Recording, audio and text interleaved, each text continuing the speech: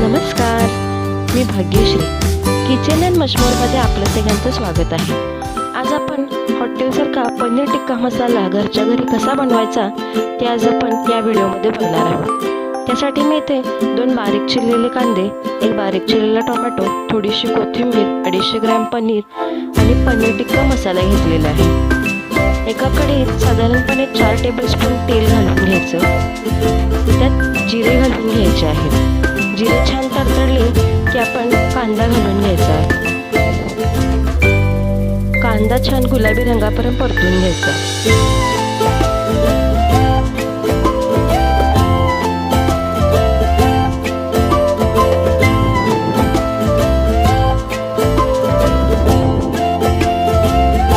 कांदा गुलाबी रंगाचा झालेला आहे. आता त्यात आपण टोमॅटो घालूया.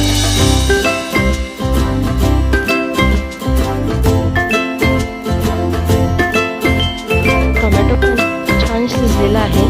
आता आपण पनीर टिक्का मसाला घालून घ्यायचा आहे. या मसाल्यात ऑलरेडी चटणी मीठ असल्यामुळे आपण वरून चटणी मीठ घालायचं नाही. मसालाही छान परतून घ्यायचा. आता आपण यात अर्धी वाटी दूध आणि अर्धी वाटी पाणी असं मिक्स करून यात घालून घ्यायचं आहे. मसाला या मिश्रणात छान भाजून घ्यायचा आहे.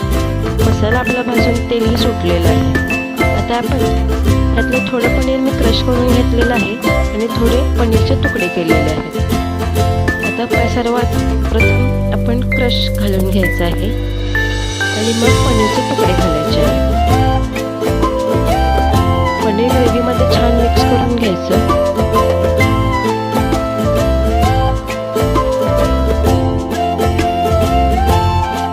आणि वरतून थोडीशी कोथिंबीर घालायची आहे. आपला पनीर टिक्का मसाला तयार झालेला आहे. आपण सर्विंग बाउलमध्ये काढून घेऊया.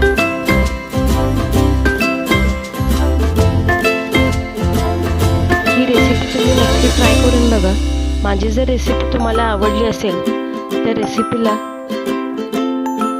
लाईक करा, शेअर करा. किचन अँड मशमूरला सबस्क्राईब करायला विसरू नका.